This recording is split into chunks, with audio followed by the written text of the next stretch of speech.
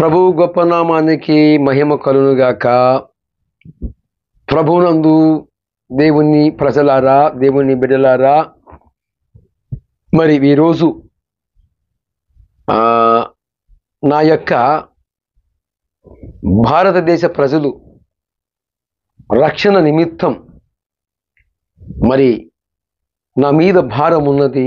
ఆ బాధ్యతలన్నీ కూడా పరమ తండ్రి అయిన దేవుడు ప్రభువుని యేసుక్రీస్తు వారే మరి యాజకత్వం చేస్తున్నాను కాబట్టి కనుక సైన్యములకు అధిపతుకు యెహోవా యాజకుని గనక యేసు ప్రభు వారి యొక్క ఆజ్ఞను మరి శిరస నెరవేర్చాలి. గనుక ఈ రీతిగా కొంతమంది మూర్ఖులతో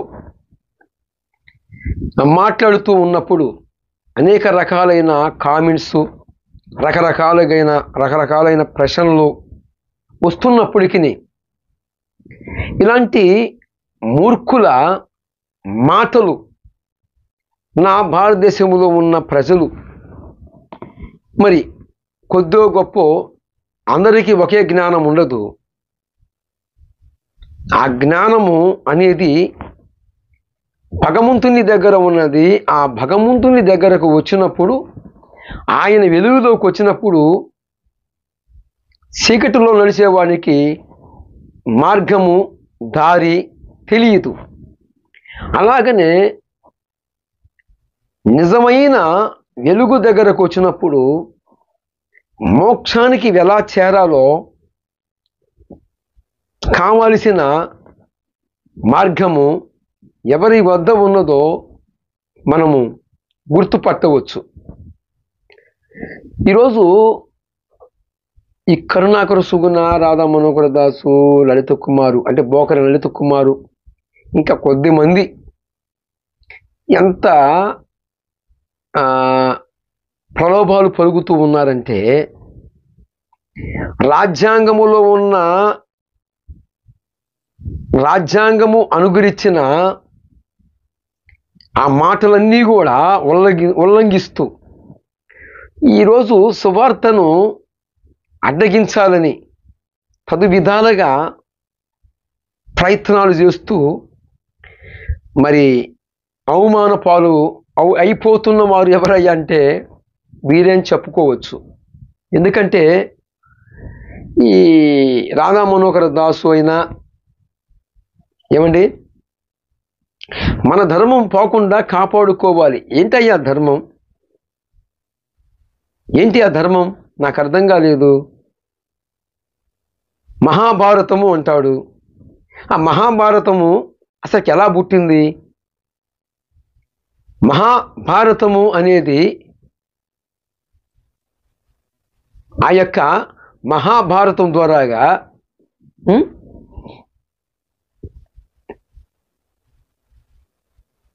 ప్రాణములు ఏమన్నా కాపాడబడ్డాయా? ప్రాణాలు ఏమన్నా రక్షించబడ్డాయా? ఏమండి, మహాభారతం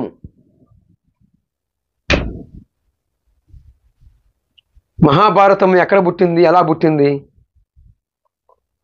అసలుకి మహాభారతం పుట్టింది యుద్ధములో కదా. ఎవరు అనేక ప్రాణములకు కారుకులు?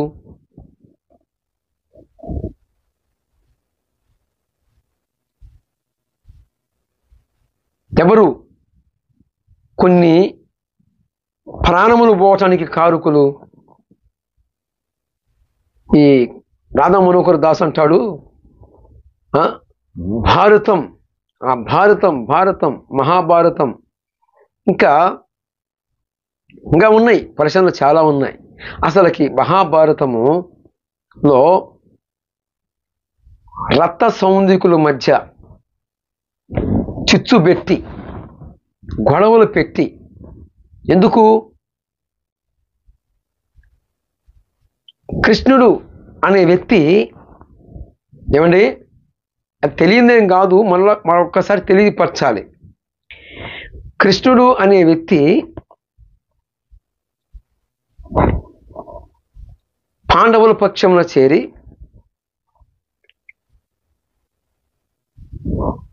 అభిమన్యుడు ప్రాణం పోవటానికి కారకుడవుతాడు. అభిమన్యుడు ప్రాణమే కాదండి, ఎంతమంది అమాయక ప్రజలు ఉన్నారో వారందరి ప్రాణము పోవటానికి కారణమవుతాడు. ఎవరు? పాండవుల పక్షపాతిగా ఉన్న ఎవరు? కృష్ణుడు. కౌరవుల పక్షపాతిగా ఉన్న కౌరవుల పక్షాన ఉన్న శకుని. ఒక పక్క కృష్ణుడు, మరొక పక్క శకుని. వీరిద్దరూ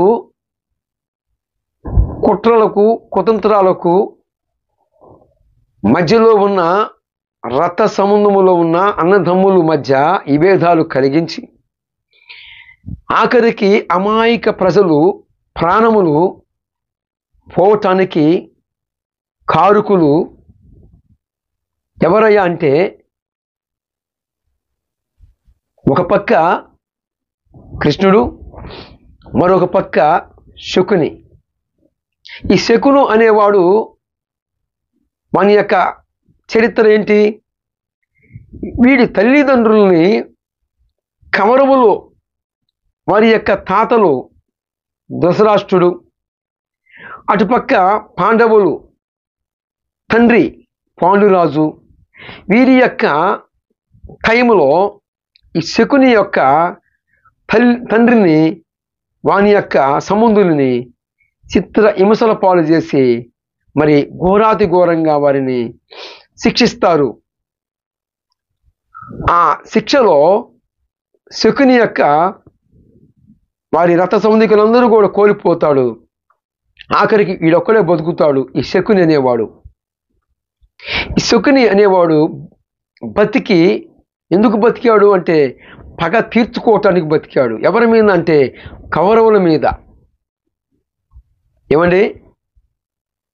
మరి అటుపక్క పాండవులు పక్షపాతిగా నిలబడిన మరి కృష్ణుడు ఎవరి మీద పగ తీర్చుకోవటానికి. ఎందుకు అంటే ఈ కృష్ణుడు ఏమయ్యాడు? ఎందుకు కృష్ణుడుగా అవతరించాడు? ఏంటి కారణము అంటే బైబిల్ చెప్పిన ప్రకారం అయితే మరొక జనం అయితే లేదు. చచ్చిపోయిన వ్యక్తి తీర్పులోకి పోతాడు. ఇక్కడ ఒక సందేహం ఉంది. హెబ్రీ పత్రిక 9వ అధ్యాయము 27వ వచనం ప్రకారముగా మనుషుడు చనిపోయిన తర్వాత తీర్పులోకి వెళ్ళిపోతాడని సాక్ష్యం ఇచ్చింది. ఇది వాస్తవం. అయితే ఇక్కడ అంటాడు పూర్వకాలాలలో అంటే మహాభారతములో శ్రీకృష్ణ భగవద్గీతలోను ఏమంటాడంటే పూర్వకాలాలలో మరి పోయిన జనములో చనిపోయిన వాడు మళ్ళా జనమెత్తి మరలా పగ తీర్చుకుంటానని వారి యొక్క స్టోరీస్, ఆ స్టోరీస్ ప్రకారంగానే నేను మీకు తెలియజేస్తున్నాను. బైబిల్ ప్రకారం అయితే కాదండి. మహాభారతమైన మరి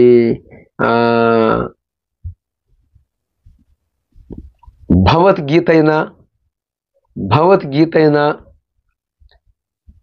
ఇక్కడ కృష్ణుడు మేనమామ గండముతో పుట్టాడట. ఈయన మేనమామ ఎవరు? కంసుడు. ఈ కంసుడు యొక్క చెల్లెలు బిడ్డే ఎవరు? కృష్ణుడు. అయితే ఇప్పుడు ఏంటి పరిస్థితి? కంసుడు కృష్ణుడి చేతిలో చంపబడతాడండి. ఇది మనకి మహాభారతము మరి అనేక రకాలైన ప్లాన్లకి వ్యూహాలకి చక్కగా ప్లాన్లు వేసుకోవడానికి బాగా మనకు వస్తుంది. ఇక్కడ కంసుని మేనమామ గండముతో మేనలుడిగా పుట్టాడు కృష్ణుడు. ఇక కంసుడిని హతమార్చాడు. ఆయన పుట్టిన కారణాన్ని బట్టి కంసుడు ఆయన చేతుల్లోనే చంపబడతాడు. తర్వాత ఈ చచ్చిపోయేటప్పుడు శబ్దం చేస్తాడు. ఎవరు? కంసుడు. నీవు నా మేనల్లుడిగా పుట్టావు కదా, నా ప్రాణం తీసావుగా, నేను కూడా నీకు మేనల్లుడిగా పుట్టి నీ ప్రాణం తీస్తానని శబ్దం చేసి మరలా కృష్ణుడు చెల్లెలైన సుభద్ర, ఏమండి నేను ప్రకటిస్తున్న యేసు ప్రభు వారికి చెల్లెలు లేరు, బామర్దులు లేరు, బావలు లేరు. ఎందుకంటే ఆయన సృష్టికర్త యేసు. Praise the lord. అయితే ఇక్కడ కృష్ణుడు కంసుని చంపాడు. కంసుడు అన్నాడు చనిపోయేటప్పుడు, నేను నీకు మేనల్లుడిగా పుడతాను, నీవు ఎలాగైతే ప్లాన్ చేసి నన్ను చంపావో అలాగనే నేను చంపుతానని శబ్దం చేసి చనిపోయాడు. ఆఖరికి కృష్ణుడు మేనల్లుడిగా పుడతాడు. ఎవరు మేనల్లుడిగా పుట్టినవాడంటే అభిమన్యుడు. ఈ అభిమన్యుడు ఎవరో కాదు, కంసుడు. మరి ఏం చేద్దాం, అలాగ ఉంది చరిత్ర. చనిపోయిన వాడు మరలా రావటం లేదు. ఎందుకంటే దేవుని తీర్పును ఎదుర్కొంటారని చెప్పి బైబిల్ సాక్ష్యం ఇస్తుంది. వెరసి మహాభారతంలో ఏం నేర్చుకోవాలి? రాధా మనోహర్ దాస్, కరుణాకర్ సుగుణ, బోకర లలిత కుమారు, ఇంకా చాలామంది మహాభారతాన్ని జీపించి ఏం నేర్చుకుంటారు? రక్తము వేరులై పారింది. ఇద్దరు అన్నదమ్ముల మధ్య ఘోరమైన మరి చిచ్చుకి, కుట్రాలకి, కుతంత్రాలకి నిలయంగా వారి యొక్క ప్లాన్లు, ఒక పక్క శకుని ప్లాను, ఒక పక్క కృష్ణుడి ప్లాను. కృష్ణుడు ప్లాన్ చేసి అభిమన్యుని చంపించాడు. ఆఖరికి అర్జునుడు తన యొక్క బాణము కింద పడవేసి ఆ యొక్క శస్త్రమును కింద పడవేసి అంటాడు, బాబా కృష్ణ, నా ఎదుట ఉన్నవారు తాతలు, తండ్రులు, నా రథ సౌందీకులు, నేను వారిని చంపలేను అని చెప్పి కింద పడవేస్తే అక్కడ ఉపదేశం చేశాడు. ఏమని? చంపేదేవుడు, సత్యదేవుడు అంతా నేనే, క్రియాకర్త అన్నిటికీ నేనే అని రెచ్చగొట్టి మరి అభిమన్యుని చంపలేదా? అభిమన్యుడు గుర్తు రాలేదా అని చెప్పి కరుణి కాడ రెచ్చగొట్టి రథ చక్రము కృంగినప్పుడు కరుణుని మీద నిర్దాక్షిణంగా, క్షత్రియ ధర్మం కాదండి యుద్ధము అంటే, పోటులుగా ఇద్దరికి చేతుల్లో మరి యుద్ధం చేయటానికి ఉండాలి. కానీ ఇక్కడ కర్ణుడి యొక్క రథము చక్రము కింద దిగినప్పుడు కర్ణుడు ఆ యొక్క రథ చక్రాన్ని పైకి లేపుకునేటప్పుడు రెచ్చగొట్టి మరి కృష్ణుడు అర్జునుడి చేత బాణం వేపిస్తాడు. ఆఖరికి కర్ణుడు అంటాడు, ఎంత కుట్ర పనిచేశావు ఛీ అని చెప్పి కర్ణుడు దూషించి మరి ఆయన ప్రాణం పెడతాడు. ఇప్పుడు మహాభారతము తెలుసుకొని లేక ఏం చేస్తారు? మహాభారతంలో జరిగిన అంటాడు, ఎందుకు వచ్చావా అంటే దుష్టుల్ని శిక్షించడానికి, శిష్టులను రక్షించడానికి అన్నాడు భగవద్గీతలో. కరెక్టేనంటావరా? దుష్టుడు కానివాడు ఎవరున్నాడు ఈ భూమి మీద? దుష్టుడు కానివాడు ఎవరున్నారు? ఏమండి, ఈ ప్రపంచవ్యాప్తంగా ఉన్న అందరిలో దుష్టత్వమే ఉంది. ఎందుకంటే మన మొదటి మానవుడైన ఆదాము, నమ్మిన నమ్మకపోయినా అందరూ కూడా ఆదాము అనే ఆయన దగ్గర నుండే వచ్చారు. కనుక పాపం అనేది ఆయన నుండే సంక్రమించింది. కనుక ఇంకా ఈ యొక్క రాధా మనోహర్ దాస్ కావచ్చు, వీరందరూ కూడా ఏమి నేర్చుకోవాలి? ప్లాన్లు వేసి మానవ జాతి లేకుండా చేసే వ్యవహారము, రక్తము ఏర్లు పారిచ్చింది ఏంటంటే మహాభారతం. మహాభారతంలో అంతా కూడా రక్తపాతమే కదా. దానివల్ల ప్రయోజనం ఏమిటి? కానీ నేను చెప్తాను, ప్రభువైన యేసు క్రీస్తు వారు చెప్పిన మార్గము యోహాను సువార్త 14వ అధ్యాయము 6వ వచనములో, నేనే మార్గము, నేనే సత్యము, నేనే జీవము, నా ద్వారా తప్ప ఎవడును తండ్రి రాజ్యము అనగా మోక్షానికి చేరలేడు అని చెప్పాడు. ఇదిగో ఈ గ్రంథము మీ చేతుల్లో ఉంటే ఈరోజు మరి మీరు ధన్యులు. ఎందుకంటే మీ పేర్లు జీవగ్రంథమందు రాయబడటమే కాకుండా మాతో కలిసి మోక్షానికి చేరుతారు. కనుక మారండి, మార్పు చెందండి. మహాభారతములో అన్ని ప్లాన్ల ప్రకారముగా రక్తము వేరులై పారింది.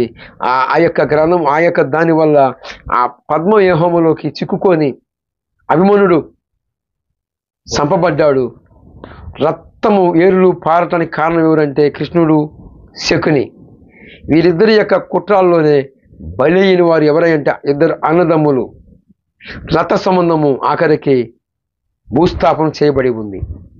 కనుక రాధా మనోహర్ దాసు మరి నేను చెప్పిన గ్రంథము పరిశుద్ధ గ్రంథము గనక చెప్పగలిగితే ఈరోజు భారతదేశములో ఉన్న ప్రజలందరూ కూడా అజ్ఞానం అనే అంధకారం అనే చీకటిలో నుండి వెలుగులోకి వస్తారు. కనుక నా తండ్రి ఎంత నమ్మదగిన వాడు, ప్రభువైన యేసుక్రీస్తు వారు నిన్ను కూడా వాడుకుంటున్నాడు. ఎలాగంట